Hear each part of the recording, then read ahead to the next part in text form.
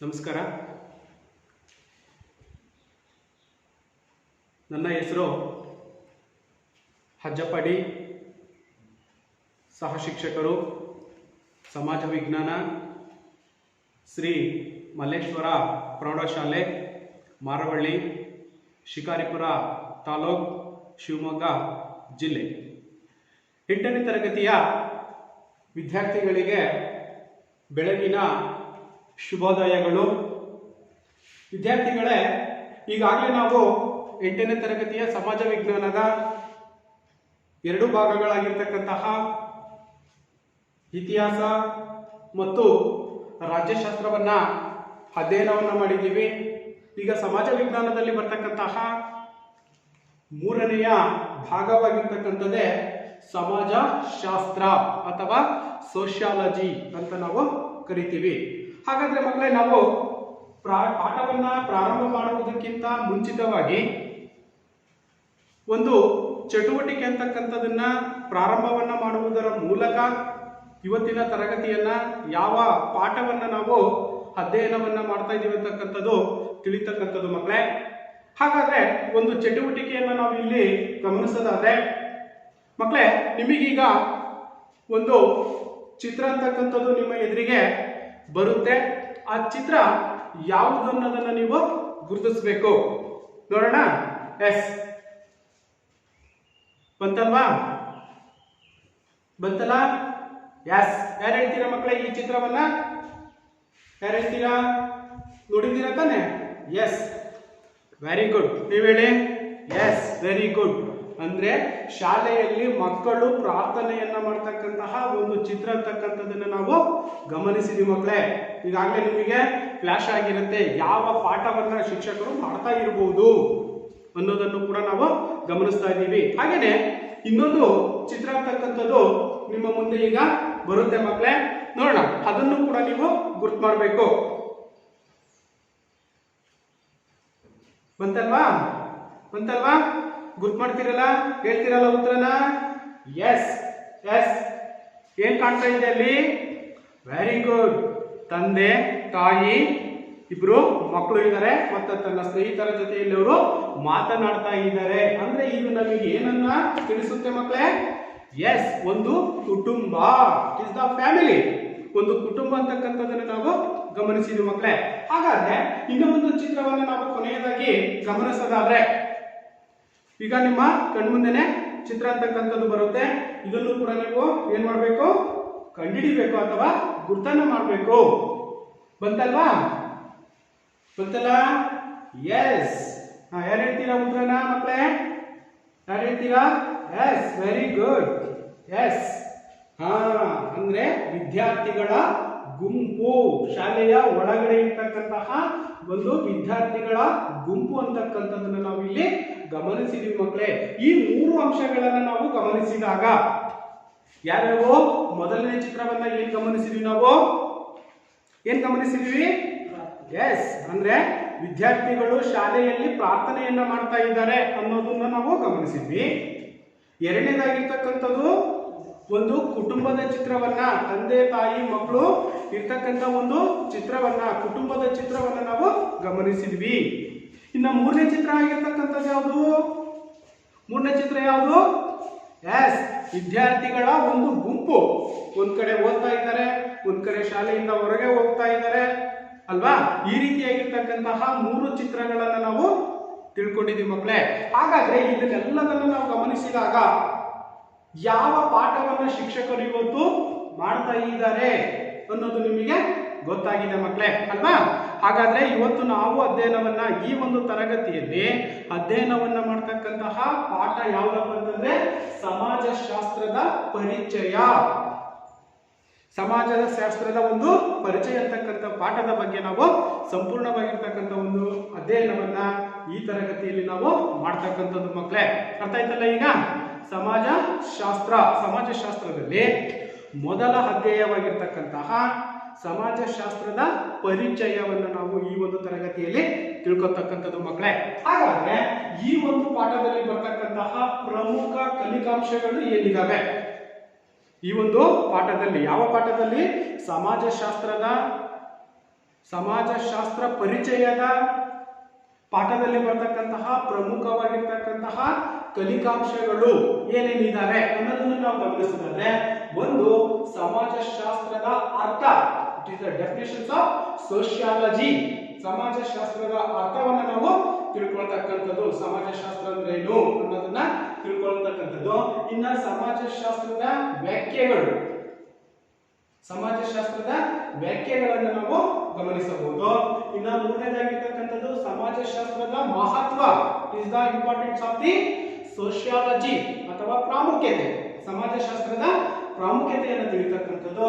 ಇನ್ನು ಕೊನೆಯದಾಗಿರ್ತಕ್ಕಂಥದ್ದು ಪ್ರಮುಖ ಸಮಾಜ ಶಾಸ್ತ್ರದ ಶಾಸ್ತ್ರಜ್ಞರು, ಸಮಾಜಶಾಸ್ತ್ರಜ್ಞರು ಅಂತ ನಾವೇನ್ ಕರಿತೀವಿ ಅವರನ್ನ ತಿಳಿತಕ್ಕಂಥದ್ದು. ಇವು ಪ್ರಮುಖವಾಗಿರ್ತಕ್ಕಂತಹ 4 ಕಲಿಕಾಂಶಗಳನ್ನ ಈ ಒಂದು ಪಾಠದಲ್ಲಿ ನಾವು ಗಮನಿಸ್ತಕ್ಕಂಥದ್ದು.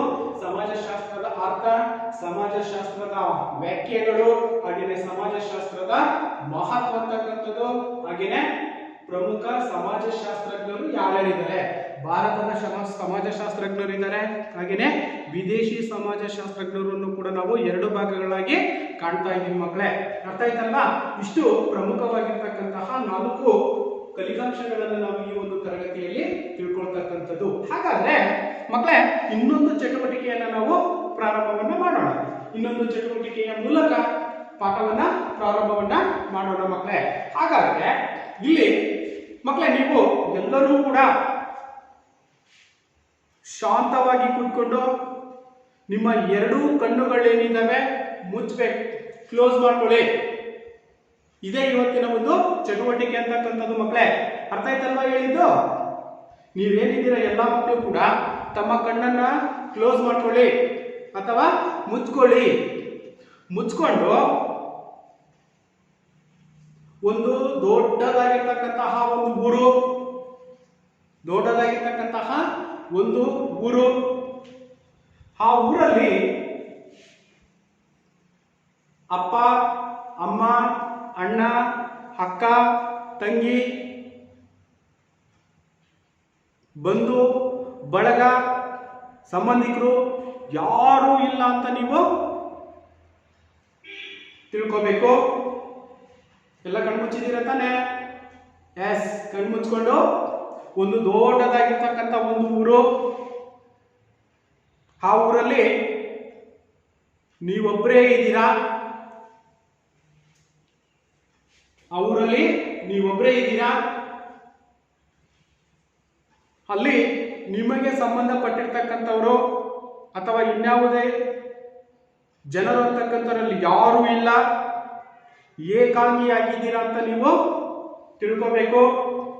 ಅಲ್ಲಿ ಅಣ್ಣ, ತಮ್ಮ, ಅಕ್ಕ, ತಂಗಿ, ಅಪ್ಪ, ಅಮ್ಮ, ದೊಡ್ಡಪ್ಪ, ದೊಡ್ಡಮ್ಮ ಯಾರೂ ಇಲ್ಲ ಅನ್ನೋದನ್ನ ನೀವು ಮನನವನ್ನ ಮಾಡ್ಕೋಬೇಕು ಮಕ್ಕಳೇ, ಅಲ್ವಾ? ಅದರ ಅನುಭವ, ನೀವೊಬ್ಬರೇ ಅಲ್ಲಿ ಏಕಾಂಗಿಯಾಗಿದ್ದೀರಾ, ಆ ಒಂದು ಪ್ರದೇಶದಲ್ಲಿ ನೀವೊಬ್ಬರೇ ಇದ್ದೀರಾ, ಏನು ಅನುಭವ ಆಯಿತು ಅನ್ನೋದನ್ನ ನೀವು ಹೇಳ್ಬೇಕು ಮಕ್ಕಳೇ ಈಗ. ಓಕೆನಾ? ಎಸ್,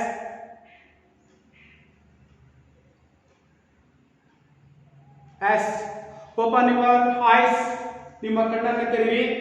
ಈಗ ನಿಮಗೆ ಆಗಿರ್ತಕ್ಕಂತಹ ಒಂದು ಅನುಭವ ಏನಿದೆ, ನಿಮಗೆ ಆಗಿರ್ತಕ್ಕಂಥ ಇಲ್ಲಿಯವರೆಗೂ ಏನು ಕಣ್ಮುಚ್ಕೊಂಡು ನೀವು ಏನನ್ನ ಅಬ್ಸರ್ವ್ ಅನ್ನ ಮಾಡಿದ್ರಿ, ಆಗಿರ್ತಕ್ಕಂಥ ಅನುಭವವನ್ನ ನೀವು ವ್ಯಕ್ತಪಡಿಸ್ಬೇಕು ಮಕ್ಕಳೇ.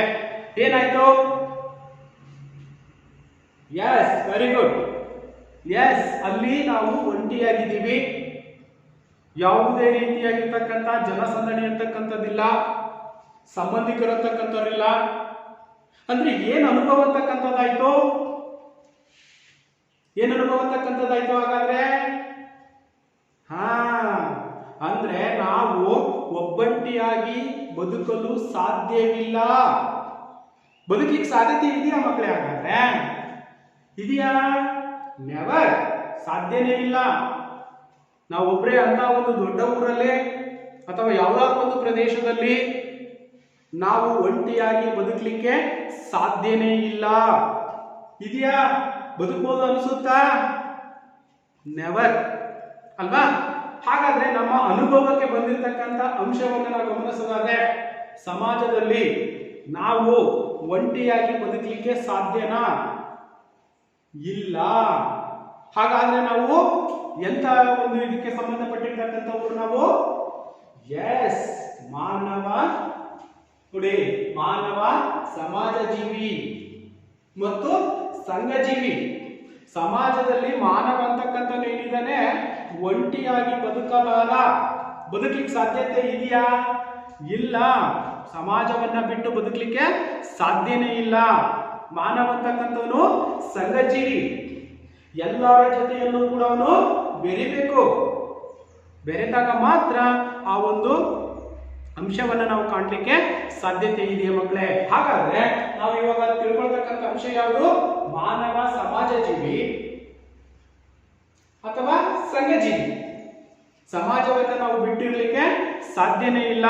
ಸಮಾಜದಲ್ಲಿನೇ ನಾವು ಬದುಕಬೇಕು, ಬೆಳಿಬೇಕು ಅಂತಕ್ಕಂಥ ಒಂದು ಅಂಶವನ್ನ ಮಕ್ಕಳೇ ನಾವು ಇಲ್ಲಿ ಗಮನದಲ್ಲಿಟ್ಕೋಬೇಕಾಗಿರ್ತಕ್ಕಂಥದ್ದು. ಹಾಗಾದ್ರೆ ವ್ಯಕ್ತಿ ಇಲ್ಲದೆ ಸಮಾಜವಿಲ್ಲ, ಸಮಾಜವಿಲ್ಲದೆ ವ್ಯಕ್ತಿ ಇಲ್ಲ. ನೋಡಿ, ಒಂದು ವೇಳೆ ಏನಾದರೂ ನಾವು ಅಂದ್ಕೊಂಡಿರ್ತಕ್ಕಂಥ ಅಂಶ ಏನಿದೆ ಅಂದ್ರೆ ನಾನು ಒಂಟಿಯಾಗಿ ಬದುಕಲಿಕ್ಕೆ ಸಾಧ್ಯತೆ ಇದೆ ಅನ್ನೋದು ಇದ್ದೀರಾ? ನೆವರ್, ಸಾಧ್ಯನೇ ಇಲ್ಲ. ಹೇಗಿರುತ್ತೆ ಅದನ್ನು ನಾವು ಊಹೆ ಕೂಡ ಮಾಡ್ಕೋಬಹುದು ಅಲ್ವಾ?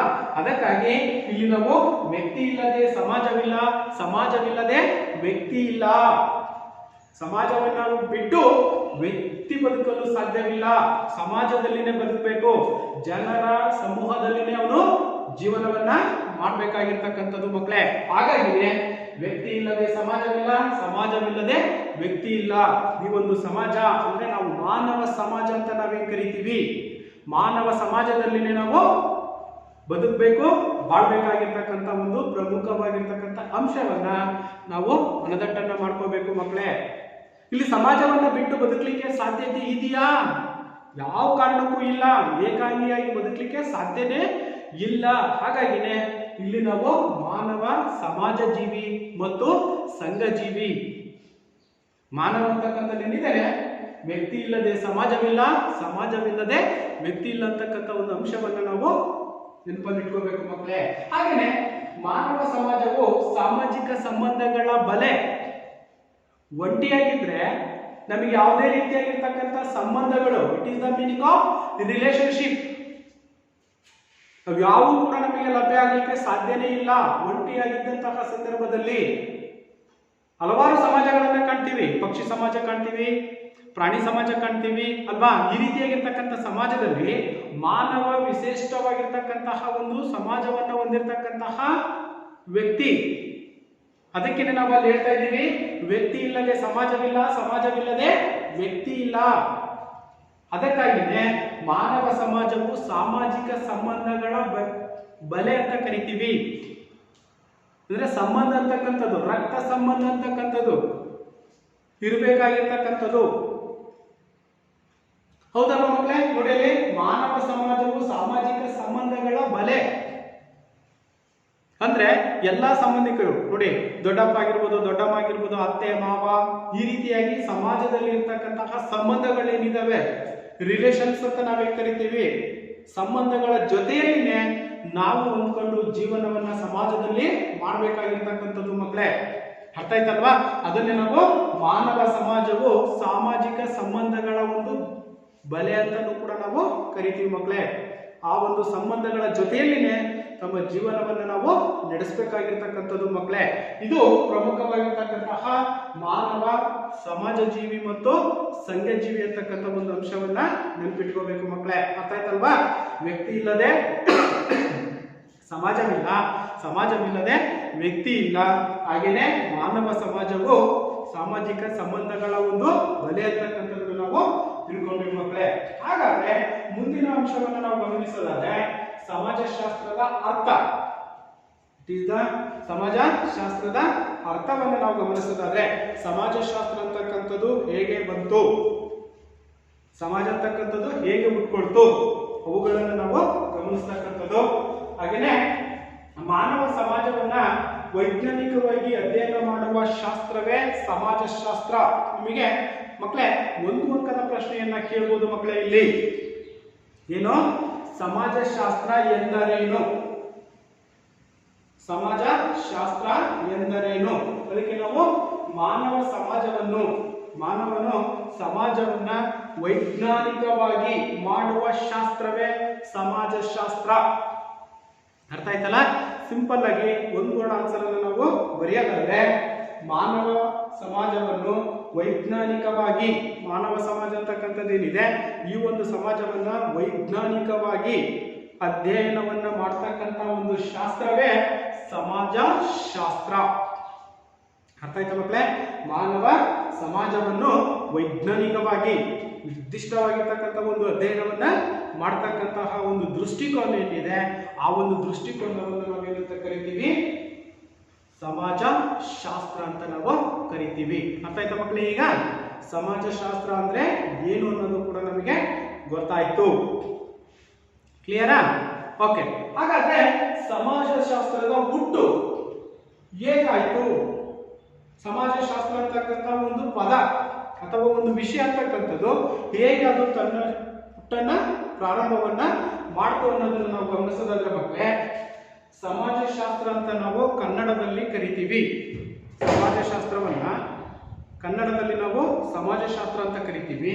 ಇನ್ನು ಇಂಗ್ಲಿಷ್ನಲ್ಲಿ ಅಥವಾ ಆಂಗ್ಲ ಭಾಷೆಯಲ್ಲಿ ಸೋಶಿಯಾಲಜಿ ಅಂತ ಕರಿತೀವಿ.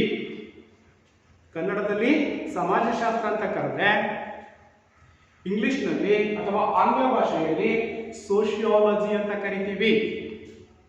ಹಾಗಾದ್ರೆ ಈ ಕನ್ನಡಕ್ಕೂ ಮತ್ತು ಇಂಗ್ಲಿಷ್ಗೂ ಇರ್ತಕ್ಕಂಥ ವ್ಯತ್ಯಾಸವನ್ನ ನಾವು ಗಮನಿಸೋದಾದ್ರೆ, ಅರ್ಥ ಆಯ್ತಾ ಮಕ್ಕಳು? ಇಲ್ಲಿ ನಾವು ಗಮನಿಸ್ತಾ ಇರ್ತಕ್ಕಂಥ ಅಂಶ ಯಾವುದು?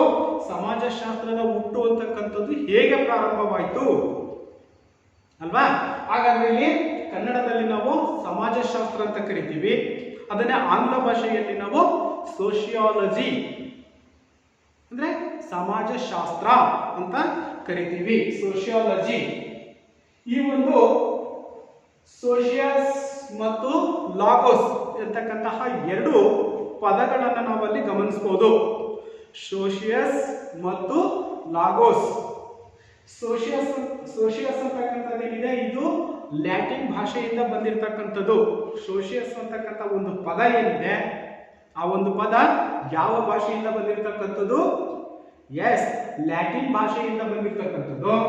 ಲೋಗೋಸ್ ಅಂತಕ್ಕಂತಹ ಪದ ಏನಿದೆ ಈ ಒಂದು ಪದ ಗ್ರೀಕ್ ಪದದಿಂದ ಬಂದಿರತಕ್ಕಂಥದ್ದು ಅಥವಾ ಗ್ರೀಕ್ ಭಾಷೆಯಿಂದ ಬಂದಿರತಕ್ಕಂಥದ್ದು ಮಕ್ಕಳೇ.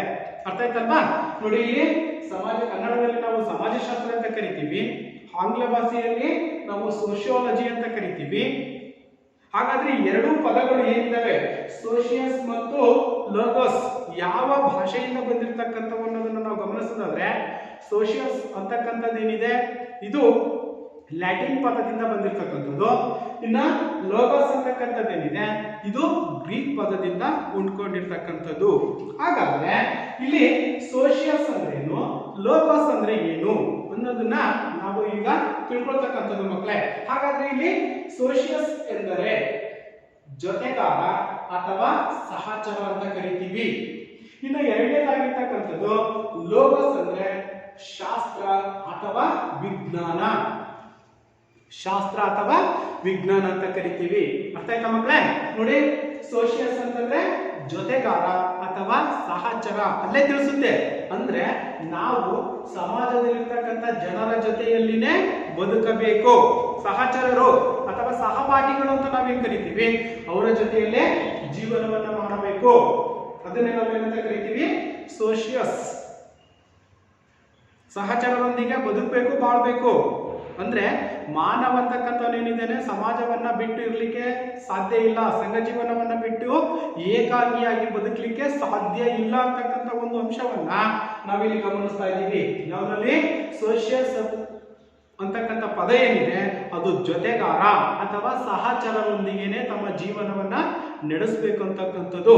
ಅಂದ್ರೆ ಲೋಗೋಸ್ ಅಂತಕ್ಕಂಥದ್ದು ಏನಿದೆ ಗ್ರೀಕ್ ಭಾಷೆಯಿಂದ ಬಂದಿರತಕ್ಕಂಥ ಲೋಗೋಸ್ ಅಂತ ತಿಳಿಸುತ್ತೆ ಜ್ಞಾನ ಅಥವಾ ಶಾಸ್ತ್ರ ಅಥವಾ ವಿಜ್ಞಾನ. ಈ ಎರಡನ್ನೂ ಒಟ್ಟಿಗೆ ಸೇರಿಸಿದಾಗ ನನಗೆ ಬರ್ತಕ್ಕಂಥದ್ದು ಮಾನವ ಸಮಾಜವನ್ನ ವೈಜ್ಞಾನಿಕವಾಗಿ ಅಧ್ಯಯನ ಮಾಡುವ ಶಾಸ್ತ್ರವೇ ಸಮಾಜಶಾಸ್ತ್ರ. ಅರ್ಥ ಆಯ್ತಾ ಮಕ್ಕಳೇ? ಸುಲಭವಾಗಿ ಅರ್ಥ ಮಾಡ್ಕೋಬೇಕು. ಅರ್ಥ ಆಯ್ತಲ್ಲ? ಇಲ್ಲಿ ಸಮಾಜಶಾಸ್ತ್ರ ಅಂತಕ್ಕಂಥದ್ದು ಏನಿದೆ ಕನ್ನಡದಿಂದ ಬಂದಿರತಕ್ಕಂಥದ್ದು. ಕನ್ನಡದಲ್ಲಿ ನಾವು ಸಮಾಜಶಾಸ್ತ್ರ ಅಂತ ಕರಿತೀವಿ. ಆಂಗ್ಲ ಭಾಷೆಯಲ್ಲಿ ನಾವು ಏನಂತ ಕರಿತೀವಿ? ಸೋಷಿಯಾಲಜಿ ಅಂತ ಕರಿತೀವಿ. ಸೋಷಿಯಸ್ ಎಂದರೆ ಏನು? ಜೊತೆಗಾರ ಅಥವಾ ಸಹಚರ. ಲೋಗಸ್ ಅಂದ್ರೆ ವಿಜ್ಞಾನ ಅಥವಾ ಶಾಸ್ತ್ರ. ಒಟ್ಟಾರೆಯಾಗಿ ಮಾನವ ಸಮಾಜವನ್ನು ವೈಜ್ಞಾನಿಕವಾಗಿ ಅಧ್ಯಯನವನ್ನ ಮಾಡ್ತಕ್ಕಂಥ ಶಾಸ್ತ್ರವೇ ಸಮಾಜಶಾಸ್ತ್ರ. ಅರ್ಥ ಆಯ್ತಾ ಮಕ್ಕಳೇ? ಈಗ ಅರ್ಥ ಆಯ್ತಲ್ಲ? ಸಮಾಜಶಾಸ್ತ್ರದ ಹುಟ್ಟು ಅಂತಕ್ಕಂಥದ್ದು ಈ ರೀತಿಯಾಗಿ ಸೋಷಿಯಸ್ ಅಂತಕ್ಕಂತಹ ಲ್ಯಾಟಿನ್ ಪದದಿಂದ ಮತ್ತು ಲೋಗಸ್ ಅಂತಕ್ಕಂತಹ ಗ್ರೀಕ್ ಪದಗಳಿಂದ ಈ ಒಂದು ಸಮಾಜಶಾಸ್ತ್ರ ಅಂತಕ್ಕಂಥದ್ದು ಹುಟ್ಕೊಂಡಿರ್ತಕ್ಕಂಥದ್ದನ್ನು ನಾವು ಗಮನಿಸಬಹುದಾಗಿದೆ. ಅರ್ಥ ಆಯ್ತಾ ಮಕ್ಕಳೇ? Yes, very good. ಹಾಗಾದ್ರೆ ನೆಕ್ಸ್ಟ್ ಸಮಾಜಶಾಸ್ತ್ರದ ವ್ಯಾಖ್ಯೆಗಳು.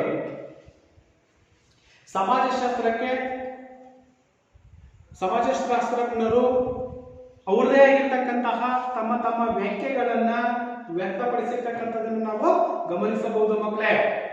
ಇಲ್ಲಿ ಸಮಾಜಶಾಸ್ತ್ರದ ಬಗ್ಗೆ ತಮ್ಮದೇ ಆಗಿರ್ತಕ್ಕಂತಹ ಮೂವರು ವ್ಯಕ್ತಿಗಳು, ಸಮಾಜಶಾಸ್ತ್ರಜ್ಞರು ತಮ್ಮದೇ ಆಗಿರ್ತಕ್ಕಂಥ ಒಂದು ಸ್ಟೇಟ್ಮೆಂಟ್ ಅನ್ನ, ವ್ಯಾಖ್ಯೆಗಳನ್ನ ನೀಡಿದ್ದಾರೆ. ಆ ಒಂದು ವ್ಯಾಖ್ಯೆಗಳನ್ನು ನಾವು ಗಮನಿಸೋದಾದ್ರೆ ಮೊದಲಾಗಿರ್ತಕ್ಕಂಥದ್ದು ಆಗಸ್ಟ್ ಕಾಮ್ಟೆ.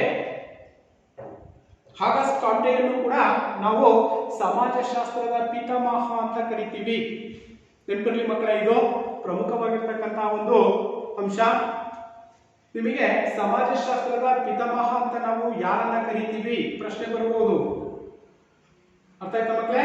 ಪ್ರಶ್ನೆ ಬರಬಹುದು. ಸಮಾಜಶಾಸ್ತ್ರದ ಪಿತಾಮಹ ಅಂತ ನಾವು ಯಾರನ್ನ ಕರಿತೀವಿ ಅಂದಾಗ ಆಗಸ್ಟ್ ಕಾಮ್ಟೆ ಅವರನ್ನ, ಅಂದ್ರೆ ಸಮಾಜಶಾಸ್ತ್ರದ ಬಗ್ಗೆ ಮೊದಲ ಬಾರಿಗೆ ಅಧ್ಯಯನವನ್ನ ಮಾಡಿರ್ತಕ್ಕಂಥ ವ್ಯಕ್ತಿಯಾಗಿರೋದ್ರಿಂದ ಇವರನ್ನು ನಾವು ಸಮಾಜಶಾಸ್ತ್ರದ ಪಿತಾಮಹ ಅಂತಲೂ ಕೂಡ ಕರಿತೀವಿ. ಹಾಗಾದ್ರೆ ಇವರ ಡೆಫಿನೇಷನ್ಸ್ ಯಾರು?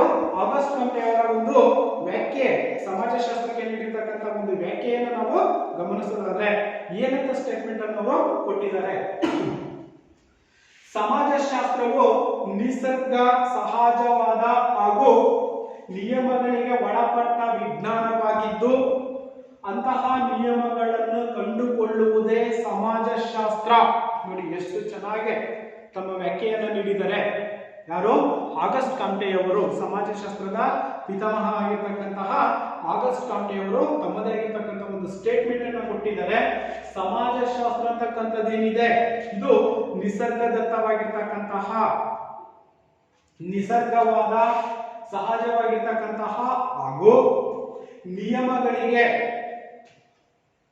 ಸಂಬಂಧಗಳು ಅಂತ ನಾವೇ ಕರಿತೀವಿ, ಸಾಮಾಜಿಕ ಸಂಬಂಧಗಳ ಬಲೆ ಅಂತ ನಾವೇ ಕರಿತೀವಿ. ಆ ಒಂದು ನಿಯಮಗಳಿಗೆ ಒಳಪಟ್ಟ ವಿಜ್ಞಾನವಾಗಿದ್ದು ಅಂತಹ ನಿಯಮಗಳನ್ನ ಕಂಡುಕೊಳ್ತಕ್ಕಂಥದ್ದೇನಿದೆ ಇದನ್ನೇ ನಾವು ಏನಂತ ಕರಿತೀವಿ? ಸಮಾಜಶಾಸ್ತ್ರ ಎಂಬುದಾಗಿ ಕರೆಯುತ್ತೇವೆ ಅಂತಕ್ಕಂಥ ಒಂದು ವ್ಯಾಖ್ಯೆಯನ್ನ ಆಗಸ್ಟ್ ಕಾಮ್ಟೆ ಅವರು ನೀಡಿರ್ತಕ್ಕಂಥದ್ದನ್ನು ನಾವು ಕಾಣಬಹುದಾಗಿದೆ. ಅರ್ಥ ಆಯ್ತಾ ಮಕ್ಕಳೇ? ಏನಿದೆ ಸ್ಟೇಟ್ಮೆಂಟ್? ಸಮಾಜಶಾಸ್ತ್ರವು ನಿಸರ್ಗ ಸಹಜವಾದ ಹಾಗೂ ನಿಯಮಗಳಿಗೆ ಒಳಪಟ್ಟ ನಿಯಮ ವಿಜ್ಞಾನವಾಗಿದ್ದು ಅಂತಹ ನಿಯಮಗಳನ್ನ ಕಂಡುಕೊಳ್ತಕ್ಕಂಥದ್ದೇನಿದೆ ಆ ಕಂಡುಕೊಳ್ತಕ್ಕಂಥ ವಿಧಾನವೇ ಸಮಾಜಶಾಸ್ತ್ರ. ಅರ್ಥ ಆಯ್ತಾ ಮಕ್ಕಳೇ? ಹಾಗಾದ್ರೆ ಎರಡನೇದನ್ನ ನಾವು ಗಮನಿಸೋದಾದ್ರೆ ಎರಡನೇ ಸಮಾಜಶಾಸ್ತ್ರಜ್ಞರನ್ನು ನಾವು ಏನು ವ್ಯಾಖ್ಯೆಯನ್ನು ನೀಡಿದೆ ಇವ್ರ ಪ್ರಕಾರ, ಯಾರ ಪ್ರಕಾರ? ಮ್ಯಾಕ್ಸ್ ವೆಬರ್ ಅಂತಕ್ಕಂಥ ಇನ್ನೊಬ್ಬರು ಸಮಾಜಶಾಸ್ತ್ರಜ್ಞರು ಏನಿದ್ದಾರೆ ಅವರು ಕೂಡ ತಮ್ಮ ವ್ಯಾಖ್ಯೆಯನ್ನು ನೀಡಿದ್ದಾರೆ. ಅವ್ರ ಪ್ರಕಾರ ಏನ್ ಹೇಳಿದಾರಪ್ಪ ಅಂತಂದ್ರೆ ಸಾಮಾಜಿಕ ವರ್ತನೆಯನ್ನ ಅರ್ಥೈಸುವ ಅಧ್ಯಯನವೇ ಸಮಾಜಶಾಸ್ತ್ರ. ನೋಡಿ ಸರಳವಾಗಿರ್ತಕ್ಕಂಥ ಒಂದು ಸ್ಟೇಟ್ಮೆಂಟ್ ಅನ್ನ ಇವ್ರು ನೀಡಿದ್ದಾರೆ. ಯಾರು? ಮ್ಯಾಕ್ಸ್ ವೆಬರ್ ಅವರು. ಏನಂತ? ಸಾಮಾಜಿಕ ವರ್ತನೆ, ಸಮಾಜದಲ್ಲಿ ಇರ್ತಕ್ಕಂಥ ಆಗುಹೋಗುಗಳು, ಸಮಾಜದಲ್ಲಿ ಮಾನವನ ವರ್ತನೆ ಅಂತಕ್ಕಂಥದ್ದೇನಿದೆ ಬಿಹೇವಿಯರ್ ಅಂತ ನಾವೇ ಕರಿತೀವಿ. ಸಮಾಜದಲ್ಲಿ ಆ ಒಬ್ಬ ವ್ಯಕ್ತಿ ಅಂತಕ್ಕಂಥವನು ಯಾವ ರೀತಿಯಾಗಿ ಹೊಂದ್ಕೊಂಡಿದ್ದಾನೆ, ಅವನ ವರ್ತನೆಗಳೇನು, ಅವನ ಭಾವನೆಗಳೇನು ಅಂತಕ್ಕಂಥದನ್ನ ತಿಳಿಸ್ತಕ್ಕಂಥ ಶಾಸ್ತ್ರವೇ ಸಮಾಜಶಾಸ್ತ್ರ. ಸರಳವಾಗಿರ್ತಕ್ಕಂಥ ಒಂದು ಸ್ಟೇಟ್ಮೆಂಟ್ ಅನ್ನ ಮ್ಯಾಕ್ಸ್ ವೆಬರ್ ನೀಡಿದ್ದಾರೆ. ಏನಪ್ಪ ಅಂತಂದ್ರೆ ಸಾಮಾಜಿಕ ವರ್ತನೆಯನ್ನ ಅರ್ಥೈಸುವ ಅಧ್ಯಯನವೇ ಸಮಾಜಶಾಸ್ತ್ರ. ಅರ್ಥ ಆಯ್ತಾ ಮಕ್ಕಳೇ? ಇದು ಮ್ಯಾಕ್ಸ್ ವೆಬರ್ ಅವರ ಪ್ರಕಾರ. ಆದರೆ ಇನ್ನ ಎಮಿಲಿ ಡರ್ಕಿನ್ ಇನ್ನೊಬ್ಬ ಪ್ರಮುಖರಾಗಿರ್ತಕ್ಕಂತಹ ಸಮಾಜಶಾಸ್ತ್ರಜ್ಞರು ಕೂಡ ಒಂದು ಸ್ಟೇಟ್ಮೆಂಟ್ ಅನ್ನು ನಾವು ಗಮನಿಸೋದಾದ್ರೆ, ಎಮಿಲಿ ಡರ್ಕಿನ್ ಸಾಮಾಜಿಕ ಸಂಸ್ಥೆಗಳ ವಿಜ್ಞಾನವೇ, ಸಾಮಾಜಿಕ ಸಂಸ್ಥೆಗಳಂತಕ್ಕಂಥವೇನಿದಾವೆ ಆ ಸಾಮಾಜಿಕ ಸಂಸ್ಥೆಗಳ ವಿಜ್ಞಾನವೇ ಸಮಾಜಶಾಸ್ತ್ರ. ಇವರು ಕೂಡ ಸರಳವಾಗಿರ್ತಕ್ಕಂಥ ಸ್ಟೇಟ್ಮೆಂಟ್ ಅನ್ನು ಕೊಟ್ಟಿದ್ದಾರೆ ಮಕ್ಕಳೇ. ಅಂದ್ರೆ ಏನು? ಸಾಮಾಜಿಕ ಸಂಸ್ಥೆಗಳು, ಸಾಮಾಜಿಕ ಸಂಸ್ಥೆಗಳು ಸಂಬಂಧಗಳಿರ್ತಕ್ಕಂಥವೇನಿದಾವೆ ಆ ಸಾಮಾಜಿಕ ಸಂಸ್ಥೆಗಳ ವಿಜ್ಞಾನವೇ ಸಮಾಜಶಾಸ್ತ್ರ. ಸಾಮಾನ್ಯವಾಗಿ ಹೇಳುವುದಾದ್ರೆ ಸರ್ವ ಮಾನವನ ಸಮಾಜದ ಅಧ್ಯಯನವೇ ಸಮಾಜಶಾಸ್ತ್ರ. ಅಂದ್ರೆ ಎಲ್ಲ ಸರ್ವಮಾನವ ಅಂತಂದ್ರೆ ಈ ಒಂದು ಭೂಮಿಯ ಮೇಲೆ ಅಥವಾ ಈ ಒಂದು ಸಮಾಜದಲ್ಲಿ ವಾಸಿಸುವ ಪ್ರತಿಯೊಬ್ಬರ ಅಧ್ಯಯನ ಮಾಡತಕ್ಕಂಥ ಒಂದು ಶಾಸ್ತ್ರವೇ ಸಮಾಜಶಾಸ್ತ್ರ. ಈಗ ನೋಡಿ, ಸಾಮಾನ್ಯವಾಗಿ ಹೇಳುವುದಾದ್ರೆ ಸರ್ವ ಮಾನವ ಸಮಾಜ ಅಂತಕ್ಕಂಥದ್ದೇನಿದೆ ಅಂದ್ರೆ ಈ ಒಂದು ಭೂಮಿಮಂಡಲದಲ್ಲಿ ವಾಸಿಸುವ ಪ್ರತಿಯೊಬ್ಬ ಮಾನವನ ಸಮಾಜ ಅಂತಕ್ಕಂಥದ್ದೇನಿದೆ, ಮಾನವ ಸಮಾಜ, ಆ ಸಮಾಜವನ್ನ ಅಧ್ಯಯನವನ್ನ ಮಾಡ್ತಕ್ಕಂತಹ ಒಂದು ಶಾಸ್ತ್ರವೇ ಸಮಾಜಶಾಸ್ತ್ರ ಅಂತಕ್ಕಂಥ ಒಂದು ಡೆಫಿನೇಷನ್ಸ್ ಅನ್ನ ಇವರು ನೀಡಿದ್ದಾರೆ ಮಕ್ಕಳೇ. ಅರ್ಥ ಆಯ್ತಲ್ವಾ? ಇವು ಪ್ರಮುಖವಾಗಿರ್ತಕ್ಕಂತಹ ಮೂವರು ಸಮಾಜಶಾಸ್ತ್ರಜ್ಞರಾಗಿರ್ತಕ್ಕಂತಹ ಆಗಸ್ಟ್ ಕಾಂಟೆ, ಮ್ಯಾಕ್ಸ್ ವೆಬರ್ ಮತ್ತು ಎಮಿಲಿ ಡರ್ಕಿನ್ ತಮ್ಮದೇ ಆಗಿರ್ತಕ್ಕಂತಹ ಸಮಾಜಶಾಸ್ತ್ರದ ಒಂದು ವ್ಯಾಖ್ಯೆಗಳನ್ನ ತಮ್ಮ ಅಭಿಪ್ರಾಯಕ್ಕೆ ತಕ್ಕಂತೆ ಅವರು ವ್ಯಕ್ತವನ್ನ ಪಡಿಸಿರ್ತಕ್ಕಂಥದ್ದನ್ನು ನಾವು ಕಾಣ್ತಾ ಇದ್ದೀವಿ ಮಕ್ಕಳೇ. ಅರ್ಥ ಆಯ್ತಲ್ವಾ? ಇಷ್ಟು ಸಮಾಜಶಾಸ್ತ್ರದ ವ್ಯಾಖ್ಯೆಗಳನ್ನು ನಾವು ಗಮನಿಸಿದ್ವಿ ಮಕ್ಕಳೇ. ನಿಮಗೆ ಕೇಳ್ಬೋದು ಯಾವ್ದಾದ್ರು ಒಂದು ಅಥವಾ ಎರಡು ಅಂಕದ ಪ್ರಶ್ನೆಯನ್ನ. ಆಗಸ್ಟ್ ಕಾಂಟೆ ಅವರ ಪ್ರಕಾರ ಸಮಾಜಶಾಸ್ತ್ರ ಅಂದ್ರೆ ಏನು, ಹಾಗೇನೆ ಮ್ಯಾಕ್ಸ್ ವೆಬರ್ ಅವರ ಪ್ರಕಾರ ಸಮಾಜಶಾಸ್ತ್ರ ಅಂದ್ರೆ ಏನು, ಯಾವ್ದಾದ್ರು ಒಂದು ಡೆಫಿನೇಷನ್ಸ್ ಅವರು ಕೇಳ್ಬೋದು ಮಕ್ಕಳೇ. ಅವಾಗ ನೀವು ಮೂರು ಕೂಡ ತಿಳ್ಕೊಂಡಿರ್ಬೇಕು. ಅರ್ಥ ಆಯ್ತಲ್ವಾ? ಎಸ್. ಹಾಗಾದ್ರೆ ನೆಕ್ಸ್ಟ್ ಸಮಾಜಶಾಸ್ತ್ರದ ಉಗಮ, ಸಮಾಜಶಾಸ್ತ್ರದ ಉದಯ ಅಥವಾ ಉಗಮ ಅಂತಕ್ಕಂಥದ್ದು ಹೇಗೆ ಪ್ರಾರಂಭವಾಯಿತು, ಈ ಸಮಾಜ ಅಂತಕ್ಕಂಥದ್ದು ಹೇಗೆ ತನ್ನ ಹುಟ್ಟನ್ನ ಪ್ರಾರಂಭಿಸಿತು ಅನ್ನೋದನ್ನ ನಾವು ಗಮನಿಸಿದಾಗ, ಸಮಾಜಶಾಸ್ತ್ರವು ಒಂದು ಸ್ವತಂತ್ರ ಹಾಗೂ ಪ್ರತ್ಯೇಕ ಅಧ್ಯಯನ ಶಾಸ್ತ್ರವಾಗಿರ್ತಕ್ಕಂಥದ್ದು. ಬೇರೆ ರೀತಿಯಲ್ಲಿ ನಾವು ಅರ್ಥಶಾಸ್ತ್ರ, ಹಾಗೇನೆ ರಾಜ್ಯಶಾಸ್ತ್ರ, ಹಾಗೇನೆ ಇತಿಹಾಸಕ್ಕೆ ಸಂಬಂಧಪಟ್ಟಂತೆ ಅಲ್ಲ, ಇದು ತನ್ನದೇ ಆಗಿರ್ತಕ್ಕಂತಹ, ಹಾಗೇನೆ ಸಮಾಜಶಾಸ್ತ್ರ ಒಂದು ಸ್ವತಂತ್ರವಾಗಿರ್ತಕ್ಕಂತಹ ಹಾಗೂ ಪ್ರತ್ಯೇಕ ಅಧ್ಯಯನ, ಅಂದ್ರೆ ಸಮಾಜದ ಬಗ್ಗೆ ಇದು ಸಂಪೂರ್ಣವಾಗಿರ್ತಕ್ಕಂಥ ಒಂದು ಅಧ್ಯಯನವನ್ನ ಮಾಡ್ತಕ್ಕಂಥದ್ದು, ಸಾಮಾಜಿಕ ಸಂಸ್ಥೆಗಳನ್ನ ಅಧ್ಯಯನ ಮಾಡ್ತಕ್ಕಂಥದ್ದು, ಸಾಮಾಜಿಕ ಸಂಬಂಧಗಳನ್ನ, ಮಾನವನ ಜೊತೆಯಲ್ಲಿ ಸಮಾಜ ಅಂತಕ್ಕಂಥದ್ದು ಹೇಗೆ ಹೊಂದಿಕೊಂಡಿದೆ, ಮಾನವ ಅಂತಕ್ಕಂಥದ್ದು ಸಾಮಾಜಿಕ ಸಂಸ್ಥೆಗಳ ಜೊತೆಯಲ್ಲಿ ಹೇಗೆ ವರ್ತನೆಯನ್ನ ಮಾಡ್ತಾ ಇದ್ದಾನೆ, ಹೇಗೆ ನಿಯಮಗಳನ್ನ ಸಮಾಜದಲ್ಲಿ ಅವನು ಪಾಲಿಸ್ತಾ ಇದ್ದಾನೆ ಅನ್ನೋದನ್ನ ಪ್ರತ್ಯೇಕವಾಗಿರ್ತಕ್ಕಂತಹ, ನೋಡಿ, ಸಮಾಜಶಾಸ್ತ್ರವು ಒಂದು ಸ್ವತಂತ್ರ ಹಾಗೂ ಪ್ರತ್ಯೇಕವಾಗಿರ್ತಕ್ಕಂತಹ ಒಂದು ಅಧ್ಯಯನ, ಅದು ತನ್ನದೇ ಆಗಿರ್ತಕ್ಕಂಥ ಒಂದು ಅಸ್ತಿತ್ವವನ್ನ ಸಮಾಜಶಾಸ್ತ್ರ ಅಂತಕ್ಕಂಥದ್ದು ಒಳಗೊಂಡಿರುತ್ತೆ ಮಕ್ಕಳೇ. ಹಾಗಾದ್ರೆ ಇದು 19ನೇ ಶತಮಾನದಲ್ಲಿ, ಯಾವುದು ಸಮಾಜಶಾಸ್ತ್ರ ಅಂತಕ್ಕಂಥದ್ದೇನಿದೆ 19ನೇ ಶತಮಾನದ ಒಂದು ಅವಧಿಯಲ್ಲಿ ಇದನ್ನು ನಾವು ಗಮನಿಸಬಹುದಾಗಿದೆ. ಇನ್ನ ಎರಡನೇ ಅಂಶವನ್ನು ನಾವು ಗಮನಿಸೋದಾದ್ರೆ, ನಂತರದ ದಿನಗಳಲ್ಲಿ ಅಂದ್ರೆ 19ನೇ ಶತಮಾನದ ಅವಧಿಯ ನಂತರದ ದಿನಗಳಲ್ಲಿ ಸುಮಾರು 50 ವರ್ಷಗಳಲ್ಲೂ ವೈಜ್ಞಾನಿಕ ಸ್ವರೂಪವನ್ನು ಪಡೆದಿರ್ತಕ್ಕಂಥದ್ದು ಯಾವುದು ಸಮಾಜಶಾಸ್ತ್ರದ ಉಗಮ ಅಂತಕ್ಕಂಥದ್ದು ಏನಿದೆ 19ನೇ ಶತಮಾನದ ಅವಧಿಯಲ್ಲಿ ತನ್ನದೇ ಆಗಿರ್ತಕ್ಕಂಥ ಪ್ರತ್ಯೇಕವಾಗಿರ್ತಕ್ಕಂಥ ಒಂದು ಅಧ್ಯಯನವನ್ನ ಹೊಂದಿತ್ತು, ಸ್ವತಂತ್ರವಾಗಿರ್ತಕ್ಕಂಥ ಅಧ್ಯಯನವನ್ನ ಹೊಂದಿತ್ತು. ನಂತರದ 50 ವರ್ಷಗಳಲ್ಲಿ ಅದು ವೈಜ್ಞಾನಿಕ ಸ್ವರೂಪವನ್ನ, ತನ್ನದೇ ಆಗಿರ್ತಕ್ಕಂಥ ವೈಜ್ಞಾನಿಕ ಸ್ವರೂಪವನ್ನ 50 ವರ್ಷಗಳ ನಂತರ ಅದು ಪ್ರಾರಂಭಿಸಿರ್ತಕ್ಕಂಥದ್ದು ಅಥವಾ ತನ್ನ ಸ್ವರೂಪವನ್ನ ಪಡ್ಕೊಂಡಿರ್ತಕ್ಕಂಥದ್ದನ್ನ ನಾವು ಸಮಾಜಶಾಸ್ತ್ರದಲ್ಲಿ ಕಾಣ್ತಾ ಇದೀವಿ ಮಕ್ಕಳೇ. ಹಾಗೇನೆ ಇನ್ನು ಮೂರನೇದಾಗಿರ್ತಕ್ಕಂಥದ್ದು ಸಮಾಜ ವಿಜ್ಞಾನಗಳಾಗಿರ್ತಕ್ಕಂತಹ ಇತಿಹಾಸ, ರಾಜ್ಯಶಾಸ್ತ್ರ, ಅರ್ಥಶಾಸ್ತ್ರ ಮತ್ತು ಮನಃಶಾಸ್ತ್ರ ಇತ್ಯಾದಿಗಳು ತಮ್ಮದೇ ಆಗಿರ್ತಕ್ಕಂತಹ ದೀರ್ಘ ಹಿನ್ನೆಲೆಯನ್ನ ಹೊಂದಿರಬಹುದಾದರೂ, ನೋಡಿ, ರಾಜ್ಯಶಾಸ್ತ್ರ, ಅರ್ಥಶಾಸ್ತ್ರ, ಹಾಗೇನೆ ಮನಃಶಾಸ್ತ್ರ ಮತ್ತು ಇತಿಹಾಸ ಇವು ತನ್ನದೇ ಆಗಿರ್ತಕ್ಕಂಥ ದೀರ್ಘಕಾಲದ ಇತಿಹಾಸವನ್ನು ಹೊಂದಿದ್ರೂ ಕೂಡ ಸಮಾಜ ವಿಜ್ಞಾನಗಳು ಎಂಬ ಮಾನ್ಯತೆಯನ್ನ ಸಾಮಾನ್ಯ ಶಕ ವರ್ಷ 18 ಹಾಗೂ 19ನೇ ಶತಮಾನಗಳಲ್ಲಿ ಯುರೋಪಿನಲ್ಲಾಗಿರ್ತಕ್ಕಂತಹ ಕೈಗಾರಿಕಾ ಕ್ರಾಂತಿ ಮತ್ತು ಫ್ರಾನ್ಸಿನಲ್ಲಾಗಿರ್ತಕ್ಕಂತಹ ಮಹಾಕ್ರಾಂತಿಗಳು ಅಂತಕ್ಕಂಥದ್ದು ಏನಿದ್ದಾವೆ ಇವುಗಳ ಆಧಾರದ ಮೇಲೆ ನಿರ್ಧಾರವಾಗಿರ್ತಕ್ಕಂಥದ್ದನ್ನು ನಾವು ಸಮಾಜಶಾಸ್ತ್ರವನ್ನ ಕಾಣ್ತಾ ಇದೀವಿ ಮಕ್ಕಳೇ. ಅರ್ಥ ಆಯ್ತಲ್ಲ? ನೋಡಿ, ಸಮಾಜ ವಿಜ್ಞಾನಗಳಾಗಿರ್ತಕ್ಕಂಥ ಇತಿಹಾಸ ಏನಿದೆ, ರಾಜ್ಯಶಾಸ್ತ್ರ ಏನಿದೆ, ಅರ್ಥಶಾಸ್ತ್ರ ಅಂತಕ್ಕಂಥದ್ದು ಏನಿದೆ, ಹಾಗೆ ಮನಃಶಾಸ್ತ್ರ ಅಂತಕ್ಕಂಥದ್ದು ಏನಿದೆ, ಸುಮಾರು ದೀರ್ಘವಾಗಿರ್ತಕ್ಕಂಥ ಕಾಲವನ್ನು ನಾವು ಹೊಂದಿದ್ದರಾಗಿದ್ದರೂ ಕೂಡ ನಂತರದ ದಿನಗಳಲ್ಲಿ ಸಮಾಜ ವಿಜ್ಞಾನಗಳು ಎಂಬ ಮಾನ್ಯತೆಯನ್ನು ನಾವು ಸಾಮಾನ್ಯ ಶಕ ವರ್ಷ 18 ಮತ್ತು 19ನೇ ಶತಮಾನಗಳಲ್ಲಿ ನಡೆದಿರ್ತಕ್ಕಂತಹ ಕೈಗಾರಿಕಾ ಕ್ರಾಂತಿ ಏನಿದೆ ಅಥವಾ ಪ್ರಾಚೀನವಾಗಿರ್ತಕ್ಕಂತಹ ಈ ಒಂದು ಮಹಾಕ್ರಾಂತಿ ಅಂತಕ್ಕಂಥದ್ದು ಏನಿದೆ, ಇದರ ಆಧಾರದ ಮುಖಾಂತರನೇ ನಾವು ಸಮಾಜಶಾಸ್ತ್ರವನ್ನು ಅಧ್ಯಯನವನ್ನು ಮಾಡ್ತಕ್ಕಂಥ ಒಂದು ಅಂಶವನ್ನು ನಾವಿಲ್ಲಿ ಗಮನದಲ್ಲಿ ಇಟ್ಕೋಬೇಕಾಗಿರ್ತಕ್ಕಂಥದ್ದು ಮಕ್ಕಳೇ. ಈ ರೀತಿಯಾಗಿ ಸಮಾಜಶಾಸ್ತ್ರ ಅಂತಕ್ಕಂಥದ್ದು ಉಗಮವಾಗಿರ್ತಕ್ಕಂಥದ್ದು ಯಾವಾಗ ಅಂದ್ರೆ 18 ಮತ್ತು 19ನೇ ಶತಮಾನದ ಅವಧಿಯಲ್ಲಿ. ಅದಕ್ಕೆ ಪ್ರಮುಖ ಕಾರಣವನ್ನು ನಾವು ಗಮನಿಸಿದ್ರೆ ಯುರೋಪಿನಲ್ಲಿ ಆಗಿರ್ತಕ್ಕಂತಹ ಕೈಗಾರಿಕಾ ಕ್ರಾಂತಿ ಮತ್ತು ಫ್ರಾನ್ಸಿನಲ್ಲಿ ಆಗಿರ್ತಕ್ಕಂತಹ ಮಹಾಕ್ರಾಂತಿಗಳ ಆಧಾರದ ಮೇಲೆ ಸಮಾಜಶಾಸ್ತ್ರ ಅಂತಕ್ಕಂಥದ್ದು ಉಗಮವಾಗಿರ್ತಕ್ಕಂಥದ್ದನ್ನು ನಾವು ಕಾಣ್ತಾ ಇದ್ದೀವಿ. ಹಾಗಾದ್ರೆ ಇನ್ನು 4ನೇ ಅಂಶವನ್ನು ನಾವು ಗಮನಿಸ್ತಿದ್ರೆ ಸಾಮಾನ್ಯ ಶಕ 16ರಿಂದ 18ನೇ ಶತಮಾನಗಳಲ್ಲಿ ಸಂಭವಿಸಿದ ಜ್ಞಾನ ಪುನರುತ್ಥಾನ, ಧಾರ್ಮಿಕ ಸುಧಾರಣೆ, ಇನ್ನು ಮುಂತಾದ ಬೌದ್ಧಿಕ ಪ್ರಕ್ರಿಯೆಗಳು ಹಾಗೂ ಭೌತ ವಿಜ್ಞಾನಗಳಿಗೆ ಸಿಕ್ಕಿದ ಪ್ರೇರಣೆ ಸಮಾಜಶಾಸ್ತ್ರದ ಒಂದು ಉಗಮಕ್ಕೆ ಪ್ರಮುಖ ಕಾರಣವಾಗಿರ್ತಕ್ಕಂಥದ್ದು. ನೋಡಿ, ಇಲ್ಲಿ ಪ್ರಮುಖವಾಗಿರ್ತಕ್ಕಂಥ ಒಂದು ಅಂಶವನ್ನು ನಾವು ಗಮನಿಸಿದ್ವಿ. 18 ಮತ್ತು 19ನೇ ಶತಮಾನದಲ್ಲಿ ನಡೆದಿರ್ತಕ್ಕಂತಹ ಯುರೋಪಿನಲ್ಲಾಗಿರ್ತಕ್ಕಂಥ ಕೈಗಾರಿಕಾ ಕ್ರಾಂತಿ ಮತ್ತು ಫ್ರಾನ್ಸಿನಲ್ಲಾಗಿರ್ತಕ್ಕಂಥ ಕೈಗಾರಿಕಾ ಕ್ರಾಂತಿ, ಇವು ಸಮಾಜಶಾಸ್ತ್ರದ ಉಗಮಕ್ಕೆ ಕಾರಣವಾಗಿರ್ತಕ್ಕಂಥದ್ದು.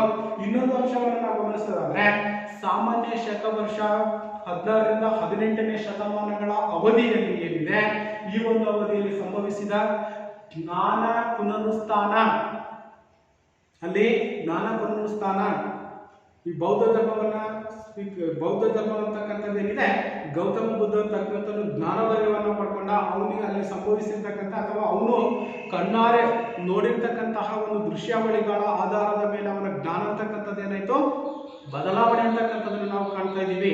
ಈಗ ಹಿಂದೆ ನಾವು ಒಂದು ಸ್ವಲ್ಪ ಓದಂತ ಸಂದರ್ಭದಲ್ಲಿ ಮಾನವನ ಬದಲಾವಣೆ ಅಂತಕ್ಕಂಥದ್ದು ಏನಿತ್ತು, ಮಾನವ ಅಂತಕ್ಕಂಥವನು ಏನಾಗಿದ್ದ, ನಂತರ ಏನಾಯ್ತು, ಈಗ ಯಾವ ಹಂತದಲ್ಲಿ ಇದೀವಿ ನಾವು ಹಂತವಾಗಿ ನಾವು ಸಮಾಜದಲ್ಲಿ ಮಾನವ ಬೆಳವಣಿಗೆ ಆಗ್ತಕ್ಕಂಥದ್ದನ್ನು ನಾವು ಗಮನಿಸ್ತಾ ಇದ್ದೀವಿ ಮಕ್ಕಳೇ ಅಲ್ವಾ.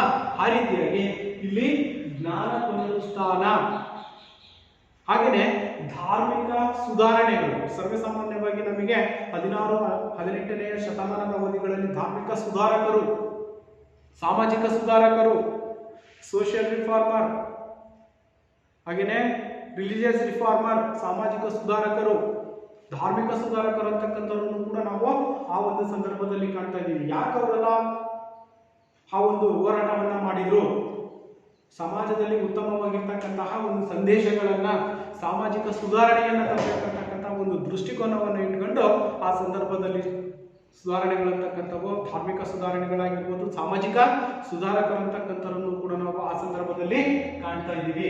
ಹಾಗೆಯೇ ಇನ್ನು ಮುಂತಾದ ಭೌತಿಕ ಪ್ರಕ್ರಿಯೆಗಳು ಹಾಗೂ ಭೌತ ವಿಜ್ಞಾನಗಳಿಗೆ ಸಿಕ್ಕಿದ ಪ್ರೇರಣೆ ಸಮಾಜಶಾಸ್ತ್ರದ ಉಗಮಕ್ಕೆ ಪ್ರಮುಖ ಕಾರಣವಾಗಿರ್ತಕ್ಕಂಥದ್ದು ಮಕ್ಕಳೇ. ಅರ್ಥ ಆಯ್ತಲ್ವಾ?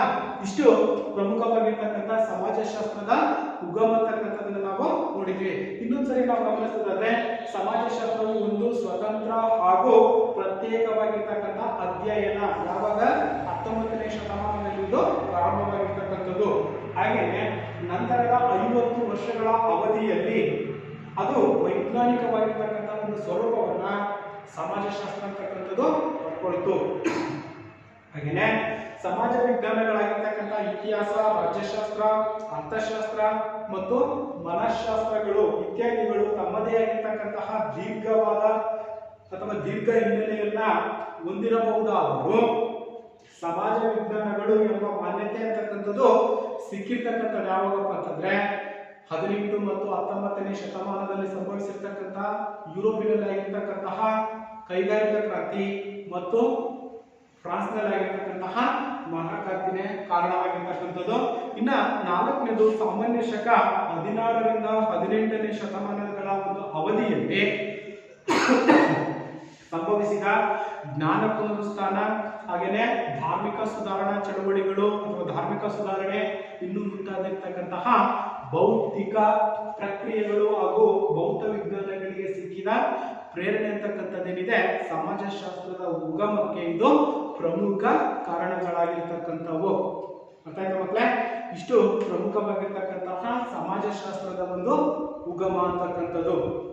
ಇನ್ನ ಸಮಾಜಶಾಸ್ತ್ರದ ವ್ಯಾಪ್ತಿಯನ್ನು ನಾವು ಗಮನಿಸೋದಾದ್ರೆ ಸಮಾಜಶಾಸ್ತ್ರದ ವ್ಯಾಪ್ತಿ ಅಂತಕ್ಕಂಥದ್ದು ಎಲ್ಲಿಯವರೆಗೆ ಹಬ್ಬಿತ್ತು ಅಥವಾ ಆಡ್ಕೊಂಡಿತ್ತು ಅಥವಾ ಹೇಗೆ ಅದು ವಿಸ್ತರಣೆಯನ್ನ ಬಂತು ಅನ್ನೋದನ್ನ ನಾವು ಗಮನಿಸೋದಾದ್ರೆ ಸಮಾಜಶಾಸ್ತ್ರದ ವ್ಯಾಪ್ತಿ, ಸ್ಕೋಪ್ ಆಫ್ ಸೋಶಿಯಾಲಜಿ, ಸಮಾಜಶಾಸ್ತ್ರದ ಒಂದು ವ್ಯಾಪ್ತಿಯನ್ನು ನಾವು ಗಮನಿಸೋದಾದ್ರೆ ಪ್ರಮುಖವಾಗಿ 2 ಅಂಶಗಳನ್ನು ನಾವಿಲ್ಲಿ ಗಮನಿಸಬೇಕು. ಮೊದಲಾಗಿರ್ತಕ್ಕಂಥದ್ದು ಸಮಾಜಶಾಸ್ತ್ರವು ಮಾನವ ಸಮಾಜವನ್ನ ಅಧ್ಯಯನವನ್ನ ಮಾಡುತ್ತದೆ.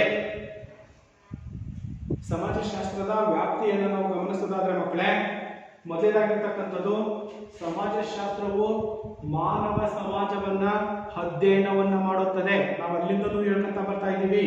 ಏನು ಮಾನವ ಅಂತಕ್ಕಂಥವನು ಸಂಘಜೀವಿ, ಸಮಾಜ ಜೀವಿ, ಸಂಬಂಧಗಳ ಬಲೆ, ಸಮಾಜವನ್ನ ಬಿಟ್ಟು ಏಕಾಂಗಿಯಾಗಿ ಮಾನವ ಅಂತಕ್ಕಂಥದ್ದು ಬದುಕಲಿಕ್ಕೆ ಸಾಧ್ಯನೇ ಇಲ್ಲ ಅಲ್ವಾ? ಹಾಗಾಗಿ ನಾವು ಸಮಾಜಶಾಸ್ತ್ರದ ವ್ಯಾಪ್ತಿಯನ್ನು ನಾವು ಗಮನಿಸಿದಾಗ ಸಮಾಜಶಾಸ್ತ್ರವು ಮಾನವ ಸಮಾಜವನ್ನ, ಮಾನವ ಅಂತಕ್ಕಂಥವನು ಹೇಗಿದ್ದಾನೆ, ಅವನ ವರ್ತನೆ ಏನು, ಅವನ ನಿಯಮಗಳೇನು, ಸಂಸ್ಕೃತಿ ಅಂತಕ್ಕಂಥದ್ದೇನು, ಆಚಾರ ವಿಚಾರಗಳೇನು, ಅವನ ವರ್ತನೆ, ಅವನು ಸಮಾಜದಲ್ಲಿ ಜನರ ಜೊತೆಯಲ್ಲಿ ಸಹಚರರಲ್ಲಿ ಹೇಗೆ ತನ್ನ ಒಡನಾಟವನ್ನ ಹೊಂದಿದ್ದಾನೆ ಅಂತಕ್ಕಂಥದ್ದನ್ನು ಅಧ್ಯಯನ ಮಾಡುವ ಶಾಸ್ತ್ರವೇ ಸಮಾಜಶಾಸ್ತ್ರ. ಅದಕ್ಕೆ ಇಲ್ಲಿ ಸಮಾಜಶಾಸ್ತ್ರವು ಮಾನವ ಸಮಾಜವನ್ನ ಅಧ್ಯಯನವನ್ನ ಮಾಡ್ತಕ್ಕಂಥದ್ದು, ಅವನ ಪ್ರತಿಯೊಂದು ನಡವಳಿಕೆಯನ್ನ ಅಧ್ಯಯನವನ್ನ ಮಾಡ್ತಕ್ಕಂಥ ಒಂದು ಶಾಸ್ತ್ರವೇ ಸಮಾಜಶಾಸ್ತ್ರ ಅಂತಕ್ಕಂಥದ್ದು. ಮೊದಲಾಗಿರ್ತಕ್ಕಂತಹ ಸಮಾಜಶಾಸ್ತ್ರದ ಒಂದು ವ್ಯಾಪ್ತಿಯಲ್ಲಿ ನಾವು ಗಮನಿಸ್ತಾ ಇದೀವಿ ಮಕ್ಕಳೇ. ಹಾಗಾದ್ರೆ ಎರಡನೇದಾಗಿರ್ತಕ್ಕಂಥದನ್ನ ನಾವು ಗಮನಿಸೋದಾದ್ರೆ ಎರಡನೇ ಅಂಶ ಏನ್ ಹೇಳ್ತಾ ಇದೆ, ಈ ಶಾಸ್ತ್ರವು ಯಾವ ಶಾಸ್ತ್ರ? ಸಮಾಜಶಾಸ್ತ್ರ ಅಂತಕ್ಕಂಥದ್ದೇನಿದೆ ಈ ಸಮಾಜಶಾಸ್ತ್ರವು ಅಥವಾ ಸಮಾಜಶಾಸ್ತ್ರವು ಮಾನವನ ಸಾಮಾಜಿಕ ಜೀವನ, ನೋಡಿ ಬಂದೇ ಬಿಟ್ಟು ನಾವು ಆವಾಗಲೇ ಮಾತಾಡಿದೀವಿ ಮಕ್ಕಳೇ, ಮಾನವ ಅಂತಕ್ಕಂಥವನು ಸಮಾಜದಲ್ಲಿ ಹೇಗೆ ತನ್ನ ಜೀವನವನ್ನ ನಡೆಸ್ತಾ ಇದ್ದಾನೆ, ಅವನ ವರ್ತನೆ ಅಂತಕ್ಕಂಥದ್ದು ಸಮಾಜದಲ್ಲಿ ಯಾವ ರೀತಿಯಾಗಿರ್ತಕ್ಕಂಥ ವರ್ತನೆಯನ್ನ ಮಾಡ್ತಾ ಇದ್ದಾನೆ, ಅದನ್ನೇ ಸಮಾಜಶಾಸ್ತ್ರವು ಮಾನವನ ಸಾಮಾಜಿಕ ಜೀವನ ಹಾಗೇನೆ ಸಾಮಾಜಿಕ ಸಂಬಂಧಗಳು, ಸಮಾಜದಲ್ಲಿ ಇರ್ತಕ್ಕಂತಹ ಸಂಬಂಧಗಳೇನಿದ್ದಾವೆ ಇಸ್ ದ ರಿಲೇಶನ್ಶಿಪ್ ಅಂತ ನಾವೇನ್ ಕರಿತೀವಿ, ಯಾವ ರೀತಿಯಾಗಿರ್ತಕ್ಕಂಥ ಸಮಾಜದಲ್ಲಿ ತನ್ನ ಸಂಬಂಧವನ್ನ ಅವನು ಹೊಂದಿದ್ದಾನೆ, ಹೇಗೆ ಜೀವನವನ್ನ ನಡೆಸ್ತಾ ಇದ್ದಾನೆ. ಸಂಬಂಧಗಳಂತ ನಾವು ಅವಾಗಲೇ ಹೇಳಿದ್ವಿ, ಸಂಬಂಧಗಳ ಬಲೆ ಅಂದ್ರೆ ಸಮಾಜವನ್ನ ಬಿಟ್ಟು ಅಥವಾ ಸಂಬಂಧಗಳನ್ನ ಬಿಟ್ಟು ಏಕಾಂಗಿಯಾಗಿ ಮಾನವ ಅಂತಕ್ಕಂಥನು ಸಮಾಜದಲ್ಲಿ ಬದುಕಲಿಕ್ಕೆ ಸಾಧ್ಯನೇ ಇಲ್ಲ. ಹಾಗಾಗಿ ಸಮಾಜಶಾಸ್ತ್ರವು ಮಾನವನ ಸಾಮಾಜಿಕ ಜೀವನ ಹಾಗೂ ಸಾಮಾಜಿಕ ಸಂಬಂಧಗಳು, ಅಕ್ಕ ತಮ್ಮ, ಅಣ್ಣ ಅಪ್ಪ ಅಮ್ಮ, ಮಾವ ಅತ್ತೆ, ಇನ್ನಿತರ ಸಂಬಂಧಗಳು ಅಂತಕ್ಕಂಥದ್ದು ಏನಿದ್ದಾವೆ ಇಟ್ ಇಸ್ ದ ರಿಲೇಶನ್ಶಿಪ್, ಆ ಒಂದು ಸಂಬಂಧಗಳು ಹಾಗೇನೆ ಸಾಮಾಜಿಕ ಸಂಸ್ಥೆಗಳು, ಸಾಮಾಜಿಕ ಸಂಸ್ಥೆಗಳು ಅಂತಕ್ಕಂಥವೇನಿದ್ದಾವೆ ಆ ಒಂದು ಸಾಮಾಜಿಕ ಸಂಸ್ಥೆಗಳು ಹಾಗೂ ಸಾಮಾಜಿಕ ಪ್ರಕ್ರಿಯೆಗಳನ್ನು ತನ್ನ ವ್ಯಾಪ್ತಿಯಲ್ಲಿ ಪರಿಗಣಿಸುತ್ತದೆ. ಆ ಒಂದು ವ್ಯಾಪ್ತಿ ಅಂತಕ್ಕಂಥದ್ದು ಏನಿದೆ ಸಮಾಜಶಾಸ್ತ್ರದಲ್ಲಿ ಅಥವಾ ಸಮಾಜದಲ್ಲಿ ಆ ಒಂದು ವ್ಯಾಪ್ತಿಗೆ ಒಳಪಟ್ಟಿರ್ತಕ್ಕಂಥದ್ದನ್ನು ಕೂಡ ನಾವು ಇಲ್ಲಿ ಗಮನಿಸಬಹುದು. ಅರ್ಥ ಆಯ್ತಾ ಮಕ್ಕಳೇ? ನೋಡೋಣ ಇನ್ನೊಂದ್ಸಲಿ ಸಮಾಜಶಾಸ್ತ್ರದ ವ್ಯಾಪ್ತಿ ಅಂತಕ್ಕಂಥದ್ದು. ಒಂದು, ಸಮಾಜಶಾಸ್ತ್ರವು ಮಾನವ ಸಮಾಜವನ್ನು ಅಧ್ಯಯನವನ್ನ ಮಾಡ್ತಕ್ಕಂಥದ್ದು. ಇನ್ನು ಎರಡನೇದಾಗಿರ್ತಕ್ಕಂಥದ್ದು, ಈ ಒಂದು ಶಾಸ್ತ್ರವು ಮಾನವನ ಸಾಮಾಜಿಕ ಜೀವನ ಹಾಗೇನೆ ಸಾಮಾಜಿಕ ಸಂಬಂಧಗಳು, ಸಮಾಜದಲ್ಲಿ ಮಾನವನ ಒಂದು ಸಂಬಂಧ ಅಂತಕ್ಕಂಥದ್ದು ಹೇಗಿದೆ, ಹಾಗೇನೆ ಸಾಮಾಜಿಕ ಸಂಸ್ಥೆಗಳು, ಕುಟುಂಬ, ಅವಿಭಕ್ತ ಕುಟುಂಬದ ಪ್ರಕಾರಗಳನ್ನು ನಾವು ಕಾಣ್ತಾ ಇದ್ದೀವಿ. ಅಲ್ಲಿ ಮಾತೃಪ್ರಧಾನ ಕುಟುಂಬ ಆಗಿರ್ಬೋದು, ಪಿತೃಪ್ರಧಾನ ಕುಟುಂಬ ಆಗಿರ್ಬೋದು, ಅವಿಭಕ್ತ ಕುಟುಂಬ ಆಗಿರ್ಬೋದು, ವಿಭಕ್ತ ಕುಟುಂಬಗಳಾಗಿರ್ಬೋದು. ಇವತ್ತು ನಾವು ಕಾಣ್ತಕ್ಕಂಥದ್ದು ಹೆಚ್ಚಿನ ಪ್ರಮಾಣದಲ್ಲಿ ವಿಭಕ್ತ ಕುಟುಂಬಗಳನ್ನು ನಾವು ಕಾಣ್ತಾ ಇದ್ದೀವಿ ಮಕ್ಕಳೇ, ಅಥವಾ ಕೇಂದ್ರ ಕುಟುಂಬಗಳಂತಲೂ ಕೂಡ ಕರಿತೀವಿ. ಅಲ್ಲೇನೋ ತಂದೆ ತಾಯಿ ಗಂಡ ಹೆಂಡತಿ ಮಕ್ಕಳು ಇರ್ತಕ್ಕಂಥದ್ದನ್ನು ನಾವು ವಿಭಕ್ತ ಕುಟುಂಬ. ಇನ್ನು ಅವಿಭಕ್ತ ಕುಟುಂಬ ಅಂತಂದ್ರೆ ನಾವು ಸುಮಾರು ವರ್ಷಗಳ ಹಿಂದೆ ಈ ಒಂದು ಪದ್ಧತಿಗಳನ್ನು ಕಾಣ್ತಾ ಇದ್ದೀವಿ. ಅವಿಭಕ್ತ ಕುಟುಂಬ ಅಂತಂದ್ರೆ ನೂರಾರು ಜನರು ತಲೆಮಾರಿನಿಂದಲೂ ವಾಸವಾಗಿರ್ತಕ್ಕಂಥ ಎಲ್ಲರೂ ಒಂದೇ ಮನೆಯಲ್ಲಿ ವಾಸ ಮಾಡ್ತಕ್ಕಂಥದ್ದು, ಇದನ್ನು ಅವಿಭಕ್ತ ಕುಟುಂಬ ಅಂತ ಕರಿತೀವಿ. ಹಾಗಾಗಿ ಇಲ್ಲಿ ಸಾಮಾಜಿಕ ಸಂಸ್ಥೆಗಳು ಹಾಗೂ ಸಾಮಾಜಿಕ ಪ್ರಕ್ರಿಯೆಗಳನ್ನ ತನ್ನ ವ್ಯಾಪ್ತಿಯಲ್ಲಿ ಪರಿಗಣಿಸ್ತಕ್ಕಂಥದ್ದು ಸಮಾಜಶಾಸ್ತ್ರದ ವ್ಯಾಪ್ತಿಯ ಒಂದು ಪ್ರಮುಖವಾಗಿರ್ತಕ್ಕಂಥ ಒಂದು ಅಂಶ. ಅರ್ಥ ಆಯ್ತಾ ಮಕ್ಕಳೇ? ಇಷ್ಟು ಸಮಾಜಶಾಸ್ತ್ರದ ಒಂದು ವ್ಯಾಪ್ತಿ ಅಂತಕ್ಕಂಥದ್ದು. ಇನ್ನ ನಂತರ ನಾವು ಗಮನಿಸೋದಾದ್ರೆ ಸಮಾಜಶಾಸ್ತ್ರದ ಸ್ವರೂಪ ಹೇಗೆ ತನ್ನ ರೂಪವನ್ನ ಅದು ಪಡ್ಕೊಂಡಿತ್ತು, ಇದನ್ನ ನಾವು ಒಂದು ಚಟುವಟಿಕೆಯ ಮೂಲಕ ನಾವು ಗಮನಿಸೋದಾದ್ರೆ ಕೆಲವೊಂದು ಅಂಶಗಳನ್ನ ನಮ್ಮಲ್ಲಿ ನೀಡಿದ್ವಿ ಮಕ್ಕಳೇ. ಆ ಅಂಶಗಳು ಸರಿ ಅಥವಾ ತಪ್ಪುಗಳಂತಕ್ಕಂಥ ಆಧಾರದ ಮೇಲೆ ನಾವು ಸ್ವರೂಪವನ್ನ ಅಧ್ಯಯನವನ್ನ ಮಾಡಬೇಕು. ಅದನ್ನೇ ನಾವು ಸಮಾಜಶಾಸ್ತ್ರದ ಒಂದು ಸ್ವರೂಪ ಅಂತಲೂ ಕೂಡ ಕರೀತೀವಿ. ಹಾಗಾದ್ರೆ ಇಲ್ಲಿ ಸ್ವರೂಪವನ್ನ ನಾವು ಗಮನಿಸೋದಾದ್ರೆ ಏನಿದೆ, ಸಮಾಜಶಾಸ್ತ್ರವು ಭೌತ ವಿಜ್ಞಾನವಾಗಿದೆ. ಸರಿನಾ ತಪ್ಪು ಅಲ್ವಾ? ಅರ್ಥ ಆಗ್ತಿದೆಯಲ್ಲ? ಇನ್ನು ಎರಡನೇದಾಗಿರ್ತಕ್ಕಂಥದ್ದು ಸಮಾಜಶಾಸ್ತ್ರವು ನಿಶ್ಚಯಿಕ ಶಾಸ್ತ್ರವಾಗಿದೆ. ಸರಿನಾ ತಪ್ಪು? ಇನ್ನು ಮೂರನೇದು ಸಮಾಜಶಾಸ್ತ್ರವು ಪ್ರಾಯೋಗಿಕ ಶಾಸ್ತ್ರವಲ್ಲ. ಸರಿನಾ ತಪ್ಪು? ಹಾಗೇನೆ ನಾಲ್ಕನೇದು ಸಮಾಜಶಾಸ್ತ್ರವು ಮೂರ್ತ ಸ್ವರೂಪದ್ದಾಗಿದೆ. ಸರಿನಾ ತಪ್ಪು? ಇದನ್ನು ನಾವು ಗಮನಿಸಬೇಕಾಗಿರ್ತಕ್ಕಂಥದ್ದು ಮಕ್ಕಳೇ. ನೋಡೋಣ. ಎಸ್, ಇಲ್ಲಿ ನಾವು ಸಮಾಜಶಾಸ್ತ್ರದ ಸ್ವರೂಪವನ್ನು ನಾವು ಗಮನಿಸೋದಾದ್ರೆ ಮೊದಲಾಗಿರ್ತಕ್ಕಂಥದ್ದು ಸಮಾಜಶಾಸ್ತ್ರವು ಭೌತ ವಿಜ್ಞಾನವಾಗಿದೆ. ಸರಿನಾ ತಪ್ಪು? ಎಸ್, ತಪ್ಪು ಅಲ್ವಾ? ಅದಕ್ಕಾಗಿ ನಾವು ಈ ಉತ್ತರವನ್ನು ನಾವು ಕೂಡ ಗಮನಿಸಬಹುದು. ಸಮಾಜಶಾಸ್ತ್ರವು ಒಂದು ಸಮಾಜ ವಿಜ್ಞಾನವಾಗಿದೆ ಅಷ್ಟೇ, ಭೌತ ವಿಜ್ಞಾನ ಅಲ್ಲ. ಹೌದು ತಾನೆ? ಸಮಾಜ ವಿಜ್ಞಾನ ಅಥವಾ ಸಮಾಜಶಾಸ್ತ್ರವು ಒಂದು ಸಮಾಜ ವಿಜ್ಞಾನವಾಗಿದೆ. ಸಮಾಜಶಾಸ್ತ್ರ ಅಂತಕ್ಕಂಥದ್ದೇನಿದೆ ಇದು ಭೌತ ವಿಜ್ಞಾನವಾಗಿದೆ ಅಂತ ಕೊಟ್ಟಿದ್ದಾರೆ, ಅದು ತಪ್ಪು.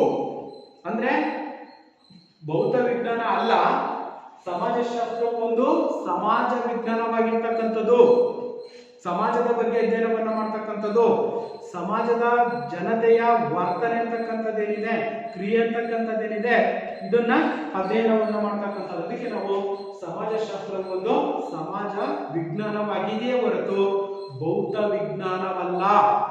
ಅರ್ಥ ಆಯ್ತಾ ಮಕ್ಕಳೇ? ಅಲ್ಲಿ ಕೊಟ್ಟಿರ್ತಕ್ಕಂಥದ್ದು ಸಮಾಜಶಾಸ್ತ್ರವು ಭೌತ ವಿಜ್ಞಾನವಾಗಿದೆ, ಆದ್ರೆ ಉತ್ತರ ಏನಾಗಿದೆ ಅಲ್ಲಿ ತಪ್ಪಿದೆ. ಭೌತ ವಿಜ್ಞಾನ ಅಲ್ಲ, ಸಮಾಜಶಾಸ್ತ್ರವು ಒಂದು ಸಮಾಜ ವಿಜ್ಞಾನವಾಗಿದೆಯೇ ಹೊರತು ಭೌತ ವಿಜ್ಞಾನವಲ್ಲ. ಅರ್ಥ ಆಯ್ತಾ ಮಕ್ಕಳೇ? ಇನ್ನು ಎರಡನೇ ನೋಡೋದಾದ್ರೆ ಸಮಾಜಶಾಸ್ತ್ರವು ನಿಶ್ಚಯಿಕ ಶಾಸ್ತ್ರವಾಗಿದೆ. ಸರಿಯಾದ ಉತ್ತರ. ಹೌದು ತಾನೆ? ನಿಶ್ಚಯಿಕ ಸಮಾಜದ ಬಗ್ಗೆನೆ, ಸಮಾಜ ಜನರ ಬಗ್ಗೆನೆ, ಸಾಮಾಜಿಕ ಸಂಸ್ಥೆಗಳ ಬಗ್ಗೆನೆ, ಮಾನವನ ಬಗ್ಗೆನೆ ಅಧ್ಯಯನವನ್ನ ಮಾಡ್ತಕ್ಕಂಥದ್ದು. ಅದನ್ನೇ ನಾವು ಸಮಾಜಶಾಸ್ತ್ರವು ನಿಶ್ಚಯಿಕ ಶಾಸ್ತ್ರವಾಗಿದೆ. ಮಾನವನ ವರ್ತನೆ, ಮಾನವನ ಸಂಬಂಧಗಳು ಇವೆಲ್ಲವನ್ನು ಕೂಡ ಅಧ್ಯಯನವನ್ನ ಮಾಡ್ತಕ್ಕಂಥದ್ದು, ನಿಶ್ಚಯಿಕವಾಗಿರ್ತಕ್ಕಂಥದ್ದು. ಮಾನವ ಸಮಾಜದ ಬಗ್ಗೆನೇ ಇದು ಅಧ್ಯಯನವನ್ನ ಮಾಡ್ತಕ್ಕಂಥದ್ದು. ಆದ್ದರಿಂದ ಸಮಾಜಶಾಸ್ತ್ರ ಅಂತಕ್ಕಂಥದ್ದೇನಿದೆ ಒಂದು ನಿಶ್ಚಿತವಾಗಿರ್ತಕ್ಕಂಥ ಶಾಸ್ತ್ರ. ಅಂದ್ರೆ ಸಮಾಜದ ಬಗ್ಗೆ, ಮಾನವ ಸಮಾಜದ ಬಗ್ಗೆನೇ ಇದು ಅಧ್ಯಯನವನ್ನ ಮಾಡ್ತಕ್ಕಂಥದ್ದು, ಸರಿಯಾಗಿರ್ತಕ್ಕಂಥದ್ದು ಸರಿ. ಓಕೆ, ಇನ್ನು ಮೂರನೇದಾಗಿರ್ತಕ್ಕಂಥದ್ದು ಸಮಾಜಶಾಸ್ತ್ರವು ಪ್ರಾಯೋಗಿಕ ಶಾಸ್ತ್ರವಲ್ಲ. ಸಮಾಜಶಾಸ್ತ್ರ ಅಂತಕ್ಕಂಥದ್ದೇನಿದೆ ಇದು ಪ್ರಾಯೋಗಿಕವಾಗಿರ್ತಕ್ಕಂತಹ ಶಾಸ್ತ್ರ ಅಲ್ಲ. ಪ್ರಾಯೋಗಿಕವಾಗಿರ್ತಕ್ಕಂಥ ಶಾಸ್ತ್ರನ ಅಲ್ಲ ಅಲ್ವಾ? ಹೌದು ತಾನೆ? ಸಮಾಜಶಾಸ್ತ್ರವು ಪ್ರಾಯೋಗಿಕವಾಗಿರ್ತಕ್ಕಂತಹ ಒಂದು ಶಾಸ್ತ್ರ ಅಲ್ಲ. ತಪ್ಪು ಉತ್ತರ ಅಲ್ವಾ ಮಕ್ಕಳೇ? ಉತ್ತರ ಏನಾಗಿದೆ ಇಲ್ಲಿ? ತಪ್ಪಾಗಿರ್ತಕ್ಕಂಥದ್ದು. ಹಾಗಾದ್ರೆ ಸರಿ ಉತ್ತರವನ್ನು ನಾವು ಗಮನಿಸೋದಾದ್ರೆ ಹೇಗೆ ಗಮನಿಸಬೇಕು? ಸಮಾಜಶಾಸ್ತ್ರವು ಪ್ರಾಯೋಗಿಕ ಶಾಸ್ತ್ರವಲ್ಲ, ಆದ್ರೆ ಶುದ್ಧ ಶಾಸ್ತ್ರವಾಗಿರ್ತಕ್ಕಂಥದ್ದು, ಶುದ್ಧವಾಗಿರ್ತಕ್ಕಂತಹ ಒಂದು ಶಾಸ್ತ್ರವಾಗಿರ್ತಕ್ಕಂಥದ್ದು. ಅರ್ಥ ಆಯ್ತಲ್ಲ? ಶುದ್ಧವಾಗಿರ್ತಕ್ಕಂಥ ಒಂದು ಶಾಸ್ತ್ರವಾಗಿರ್ತಕ್ಕಂಥದ್ದು. ನೋಡಿ, ಸಮಾಜಶಾಸ್ತ್ರವು ಪ್ರಾಯೋಗಿಕ ಶಾಸ್ತ್ರವಲ್ಲ. ತಪ್ಪು ಉತ್ತರ. ಯಾಕಂತಂದ್ರೆ ಸಮಾಜಶಾಸ್ತ್ರವು ಪ್ರಾಯೋಗಿಕ ಶಾಸ್ತ್ರವಲ್ಲ. ಪ್ರಯೋಗ ಮಾಡ್ಲಿಕ್ಕೆ ಬರುತ್ತಾ? ವಿಜ್ಞಾನದಲ್ಲಿ ನಾವು ಪ್ರಯೋಗ ಮಾಡ್ತೀವಿ ಅಂತಂದ್ರೆ ಸಮಾಜಶಾಸ್ತ್ರದಲ್ಲಿ ನಾವು ಪ್ರಯೋಗವನ್ನ ಮಾಡ್ಲಿಕ್ಕೆ ಸಾಧ್ಯನಾ? ಯಾಕೆ ಸಾಧ್ಯ ಇಲ್ಲ ಅಂತಂದ್ರೆ ಮಾನವ ಅಂತಕ್ಕಂಥದ್ದೇನಿದೆ ಸಮಾಜವನ್ನ ಬಿಟ್ಟು ಬದುಕಲಿಕ್ಕೆ ಸಾಧ್ಯ ಇಲ್ಲ. ಅದನ್ನು ಪ್ರಾಯೋಗಿಕ ಮಾಡ್ಬೇಕನ್ನೋದು ಕೂಡ ವ್ಯರ್ಥ ಆಗ್ತಕ್ಕಂಥದ್ದನ್ನು ಕೂಡ ನಾವು ಗಮನಿಸಬಹುದಾಗಿದೆ. ಹೌದಲ್ವಾ? ಹಾಗಾಗಿ ಇಲ್ಲಿ ಸಮಾಜಶಾಸ್ತ್ರವು ಪ್ರಾಯೋಗಿಕ ಶಾಸ್ತ್ರ ಅಲ್ಲ, ಅದು ತಪ್ಪು. ಹಾಗಾದ್ರೆ ಸಮಾಜಶಾಸ್ತ್ರವು ಪ್ರಾಯೋಗಿಕ ಶಾಸ್ತ್ರವಲ್ಲ, ಆದ್ರೆ ಶುದ್ಧವಾಗಿರ್ತಕ್ಕಂಥ ಒಂದು ಶಾಸ್ತ್ರ ಅಂತಕ್ಕಂಥದ್ದನ್ನು ನಾವು ಮನದಟ್ಟನ್ನ ಮಾಡ್ಕೋಬೇಕು ಮಕ್ಕಳೇ. ಇದು ಒಂದು ಸಮಾಜಶಾಸ್ತ್ರದ ವ್ಯಾಪ್ತಿಯಲ್ಲಿ ಬರ್ತಕ್ಕಂಥದ್ದು. ಇನ್ನ ಕೊನೆಯದಾಗಿರ್ತಕ್ಕಂಥದ್ದನ್ನು ನಾವು ಗಮನಿಸೋದಾದ್ರೆ ಸಮಾಜಶಾಸ್ತ್ರವು ಮೂರ್ತ ಸ್ವರೂಪದ್ದಾಗಿದೆ. ಸಮಾಜಶಾಸ್ತ್ರ ಅಂತಕ್ಕಂಥದ್ದೇನಿದೆ ಮೂರ್ತ ಸ್ವರೂಪದ್ದಾಗಿದೆ. ಸರಿನಾ ತಪ್ಪೋ? ಮೂರ್ತ ಸ್ವರೂಪದ್ದಾಗಿದೆ. ಸರಿನಾ? ನೋ, ತಪ್ಪು ಉತ್ತರ. ನೋಡಿ, ಸಮಾಜಶಾಸ್ತ್ರವು ಮೂರ್ತ ಸ್ವರೂಪದ್ದಾಗಿದೆ. ಉತ್ತರ ಏನಾಗಿದೆ? ತಪ್ಪಾಗಿದೆ. ಹಾಗಾದ್ರೆ ಸರಿ ಉತ್ತರವನ್ನು ನಾವು ಗಮನಿಸಿದ್ರೆ ಸಮಾಜಶಾಸ್ತ್ರವು ಅಮೂರ್ತ ಸ್ವರೂಪವಾಗಿರ್ತಕ್ಕಂಥದ್ದು ಅಲ್ವಾ? ಇವು ಪ್ರಮುಖವಾಗಿರ್ತಕ್ಕಂತಹ ಈ ಒಂದು ಸಮಾಜಶಾಸ್ತ್ರದ ಒಂದು ಸ್ವರೂಪವನ್ನ ನಾವು ಸರಿ ತಪ್ಪುಗಳ ಮೂಲಕನೇ ಅರ್ಥವನ್ನ ಮಾಡ್ಕೊಂಡಿದ್ದೀವಿ ಮಕ್ಕಳೇ. ಅರ್ಥ ಆಯ್ತಲ್ವಾ?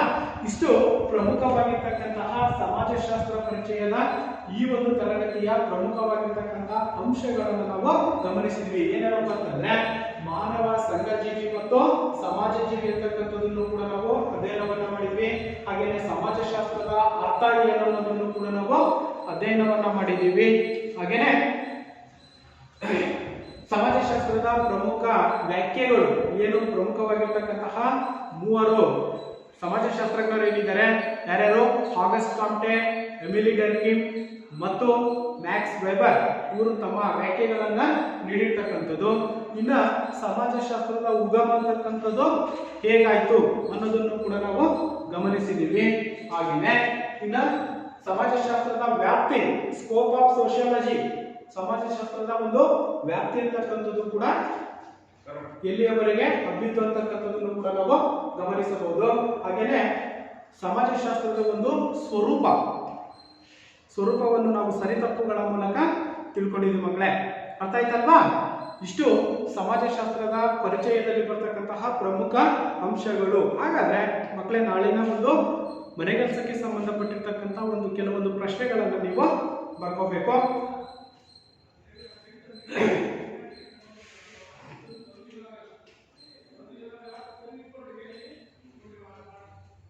ಸಮಾಜಶಾಸ್ತ್ರದ ಅರ್ಥವನ್ನ ತಿಳಿಸಿ. ಸಮಾಜಶಾಸ್ತ್ರದ ಅರ್ಥವನ್ನ ತಿಳಿಸಿ. ಎರಡನೆಯ ಪ್ರಶ್ನೆ, ಸಮಾಜಶಾಸ್ತ್ರದ ಹುಟ್ಟು. ಸಮಾಜಶಾಸ್ತ್ರದ ಹುಟ್ಟು. ಸಮಾಜಶಾಸ್ತ್ರದ ಹುಟ್ಟು. ಹಾಗೆಯೇ ಸಮಾಜಶಾಸ್ತ್ರದ ವ್ಯಾಖ್ಯೆಗಳನ್ನು ತಿಳಿಸಿ. ಸಮಾಜಶಾಸ್ತ್ರದ ವ್ಯಾಖ್ಯೆಗಳನ್ನು ತಿಳಿಸಿ. ನಂತರ ಸಮಾಜಶಾಸ್ತ್ರದ ಉಗಮವನ್ನು ತಿಳಿಸಿ. ಸಮಾಜಶಾಸ್ತ್ರದ ಉಗಮವನ್ನು ತಿಳಿಸಿ.